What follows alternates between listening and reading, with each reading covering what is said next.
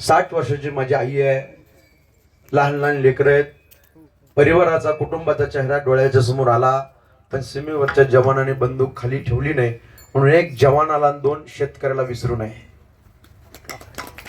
जे जवान आणि जे किसान. आज या ठिकाणी एवढा जनसमुदाय, सगळ्यांना जाता जाता माझी विनंती, निर्व्यसनी जीवन जगा, दारू पिऊ नका, व्यसन करू नका.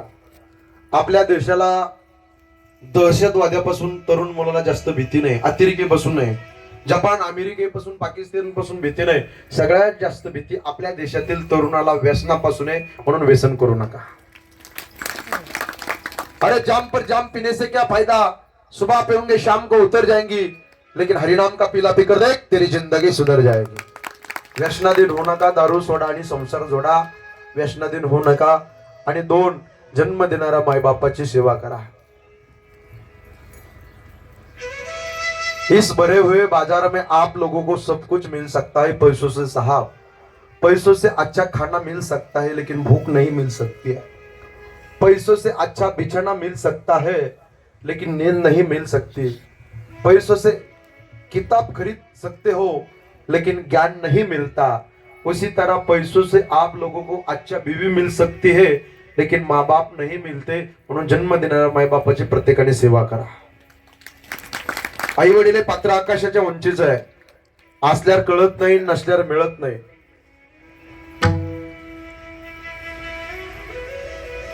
आई मायेचा सागर, समृद्धाची घागर, चैतन्याचा जागर.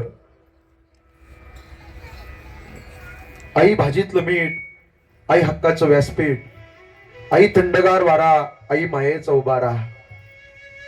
आई पावसाची रिमझिम, आई ढगांचा कडकडाट, आई दुधावरची साय, आई वासराची गाय, आई लंगड्याचं पाय. हा म्हणजे आत्मा, ही म्हणजे ईश्वर.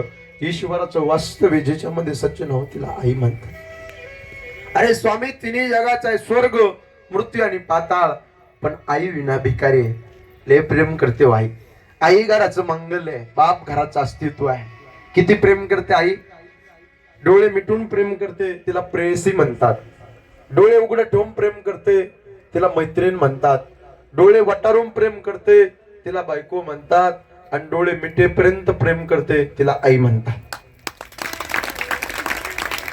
अरे 7 समुद्राच्या पलीकडे गेलेला सूर्य तुम्हाला दिसेल, पण एकदा मातीच्या आड गेलेली आई मंडळी आणि मातीच्या आड गेलेला बाप नाही दिसणार. माझ्या दादांनो, माझ्या भावांनो, आई लय प्रेम करते. 60-65 वर्षाची झाली. तुम्ही रडाल सगळ्या जाता जाता. इकडच्या पेक्षा इकडे विचारा. माहेरात तुमची आई आहे, थकली, म्हातारी झाली, पांढरे केस, सुरकुत्या, गालाच्या खाचड्या, हातामध्ये काठी, बंगल्याच्या समोर बसली. आणि 30-35 वर्षाची मुलगी गाडीमध्ये येणार तर दारात गेट पशी उभा राहते. मुलगी आली की लय आनंद वाटतो. म्हातारी पण तारुण्य येतं मुलीला पाहिल्यात. मुलीला म्हणते, बाई किती खराब झालीस. दृष्ट काढते मुलीची. जेवताना मुलीच्या ताटापाशी बसते माहेरात. मुलीला म्हणते, लय खराब झालीस माझी ताई, खा खा, पोटभर खाऊ घालते. जावयाचा फोन यावा, मुलगी जाणार. आईला झोप येत नाही मध्य रात्री. सकाळी उठते, आंघोळ करते, मुलीच्या पिशवीकडे जाते, डब्यात लोणचं घेते बरणीभर, मुलीच्या पिशवीत ठेवते. भाजीपाला द्यायची नाही, पण जावाई श्रीमंत आहे, पण आईची वेडी माया. शेवग्याच्या शेंगा घेते, भाजीपाला, कांदे बटाटा द्यायची वस्तू नाही, पण आईची वेडी माया असते. बरं माय, हे बाई घेऊन जाय, घेऊन जाय, बारीतला तांदूळ घेऊन जाय. का मुलीला भेटत नाही का? भेटतो, पण आईची वेडी माया असते. महिला मंडळी फार प्रेम करत असते तुमची माय माहेरातली. आईला वाटतं ज्या वेळेस भात केला, ज्या वेळेस नातवाला खाण्याकरता बसले, तर ते भात खात असताना प्रत्येक घासाला आईचा चेहरा डोळ्याच्या समोर उभा राहील. पण वेड्यासारखं माय प्रेम करत असते. महिला मंडळी तुम्ही रडाल, माहेरातली आई मरू द्या, तुमच्या पिशवीत बदल झाल्याशिवाय राहणार नाही. माय इथं बऱ्याच बसलेल्या माय मावल्या डोळ्यात पाणी येते. का? आज माहेरात आई नाही राहिली. ज्यांची आई या जगात नाही आणि ज्यांचा ईश्वरा समान बाप या जगात नाही, त्यांना विचारा काय दुःख असतं. ज्याला हात नाही त्याला विचारा हाताचं दुःख काय. ज्याला पाय नाही त्याला विचारा पायाचं दुःख काय. ज्याला डोळे नाही त्याला विचारा डोळ्याचं दुःख काय. आणि ज्याच्या जीवनात आई निघून गेली आणि ज्याच्या जीवनात ईश्वरा समान बाप निघून गेला, त्यांना विचारा आई बापाचं दुःख काय. असल्यावर कळत नाही, नसल्यावर मिळत नाही. आज या मुलांना विचारा, आज काय केल्याने आबा येतील? नाही येणार. पाहिजे तेवढा पैसा खर्च केला. आदरणीय बाळासाहेब भाऊ असेल, आदरणीय अर्जुन भाऊ असेल, आदरणीय नामदेव भाऊ असेल, आमची हिराबाई ताई असेल, या मोकाटे परिवाराने पांडुरंगा काय चुकलं रे आमचं, एवढ्या सोन्यासारख्या आमच्या आबाला घेऊन गेला एवढ्या लवकर. त्यांच्या फोटोकडे पाहिलं तर अतिशय हसरा चेहरा आहे बघा, प्रेमळ व्यक्तिमत्व आहे.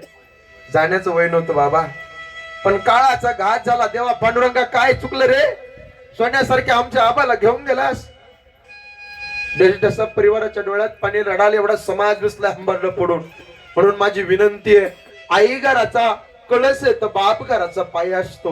हे तिन्ही मुलं आहेत दादा अर्जुन भाऊ. बापाचं जीवन म्हणजे बुलेट प्रूफ जॅकेट सारखं असतं बरं का. ते बुलेट प्रूफ जॅकेट अंगात घातलं ना, समोरून किती गोळ्या येऊन द्या अंगाला लागत नाही.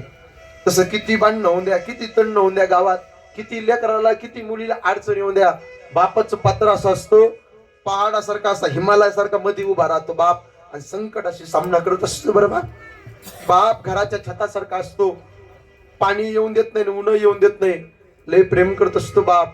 म्हणून बाप नावाची चादर एकदा निघून गेले की प्रत्येक सकाळ तिन्ही मुलाला जबाबदारीची जाणीव करून देत असते.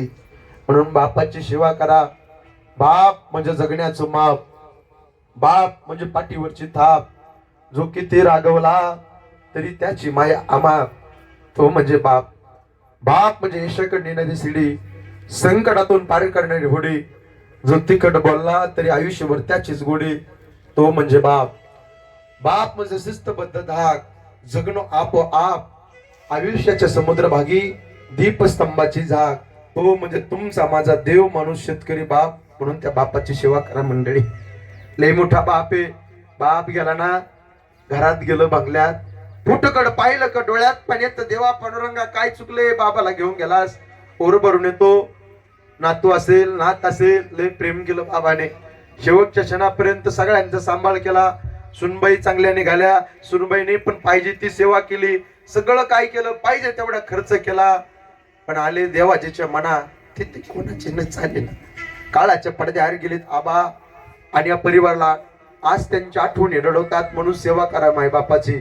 एवढा समाज बसलाय, जाता जाता माझी विनंती आहे साहेब, 2 कोटीचा 2.5 कोटीचा बंगला बांधा, मोठा बंगला बांधा आणि त्या बंगल्याच्या समोर असं चौपाईमध्ये पाळणा ठेवा आणि आई वडिलांना बसा. बंगल्यावर आई वडिलाची पुण्य नाव द्या आणि एका बाजूला त्या पाळण्यामध्ये म्हातारी आई बसलेली असू द्या आणि एका बाजूला म्हातारा बाप बसलेला असू द्या. खरी शोभा तुमच्या बंगल्याची असते, लक्षात ठेवा. मायबाप असते की घरामध्ये लय शोभा असते. घर असं भरून भरून वाटतं. आज आबा निघून गेले, घर असं हलका हलकं वाटतंय. 1 वर्ष झालं. विचारा या मुलांना किती प्रेम केलं, मुलींना पण विचारा किती प्रेम केलंय. लहानपणापासून तळ हाताच्या फोड्याप्रमाणे सांभाळ केला. विशेष प्रेम मुलावर असतं बापाचं. बरं, लय प्रेम करतो बाप मुलावरती. माझा वंशाचा कुल्ला दीपक आहे, लय प्रेम करतो. तिने मुलाला जीव लावला, त्यांचं कल्याण झालं, ते त्यांच्या पायावरती आज सुखी समाधानी आहेत. पण उणीव याच गोष्टीची होती की आज आबा राहिले नाही.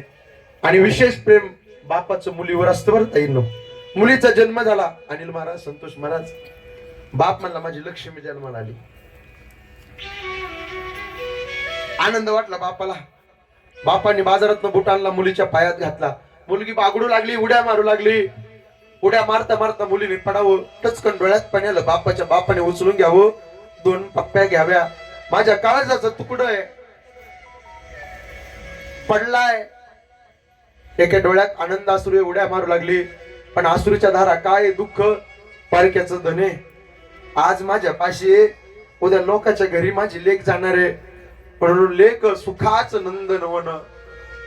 फार प्रेम करत असतो, आनंद असतो, आनंद असतो त्या बापाला.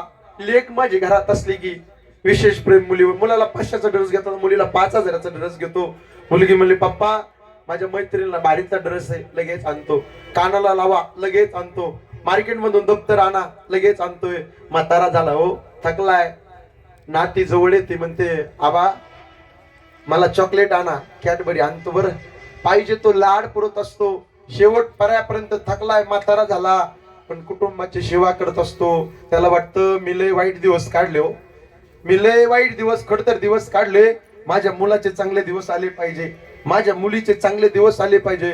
विशेष प्रेम मुलीवर करत असतो बाप. मुलगी काळीज असते बरं बापाचं, म्हणून बापाचं मुलीचं नातं असतं. म्हणून सांभाळा माझ्या दादांनो, एवढा समाज उपस्थित आहे. विशेष प्रेम आयुष्यात तीनदा रडला तो मुली करता. मुलीचं लग्न जमलं, एक भाकर खाणारा बाप अर्धी भाकर खातो, जास्त रडतो. मुलगी म्हणते पप्पा माझं लग्न जमलं, मी लोकांच्या घरी नांदायला जाणार आहे म्हणून रडताय का?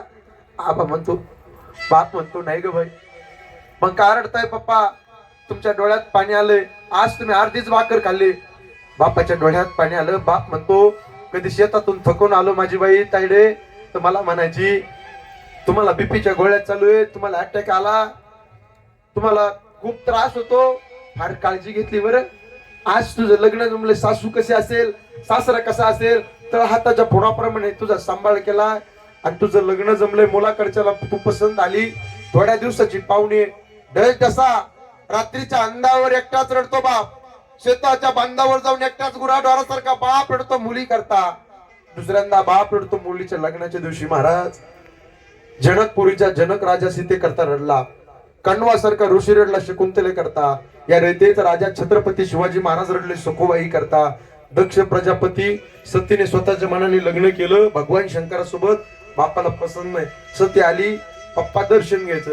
दक्ष प्रजापतीने दरवाजाला धाड दिसले, चालते हो, स्वतःच्या मनाने लग्न केलंय, बापाला पसंत नाही. राक्षस बाप आहे पण मुली करता रडतोय. म्हणून माझी विनंती, त्या जन्म देणाऱ्या मायबापाची सेवा करा. एकदा गेले ना त्यांच्या आठवणी रडत असतात. इथून पुढं हे तीनही मुलं पैसा भरपूर कमवतील, त्यांचे मुलं पैसा भरपूर कमवतील, संपत्ती भरपूर कमवतील. पण आज यांना दुःख या गोष्टीचं आहे, आबा दिसत नाही. आबाच्या फोटोकडे पाहिलं तर डोळ्यात पाणी येतं. माणसाच्या जीवनामध्ये प्रॉपर्टी इस्टेट कमवली आणि पाठवून थाप टाकणारा ईश्वरा समान बाप नसला ना, त्याच्या आठवणी रडत असतात. साहेब सचिन तेंडुलकरला बाबा भारतरत्न पुरस्कार मिळाला. त्या मीडियावाल्यांनी पत्रकारांनी प्रश्न विचारला, बोले सचिनजी भारतरत्न पुरस्कार मिळाला, एवढा मोठा, काय वाटतं? डोळ्यात पाणी आलं सचिन तेंडुलकरच्या. सचिन तेंडुलकर म्हणतात क्रिकेट विश्वामध्ये मास्टर ब्लास्टर म्हणून सगळेजण मला ओळखतात. आज एवढा मोठा भारतरत्न पुरस्कार मिळाला, डोळ्यात पाणी आलं आणि रडत रडत सचिन तेंडुलकर म्हणतोय मिळालेला पुरस्कार पाहण्याकरता माझा बाप रमेश तेंडुलकर असताना मला जगातील सगळ्यात मोठा आनंद झाला असता, त्याला बाप म्हणतात. म्हणून यश संपादन केल्यानंतर कौतुकाची थाप टाकणारा बाप पाहिजे. म्हणून बापाची सेवा करा, जन्म देणाऱ्या मायबापाची सेवा, गळ्यामध्ये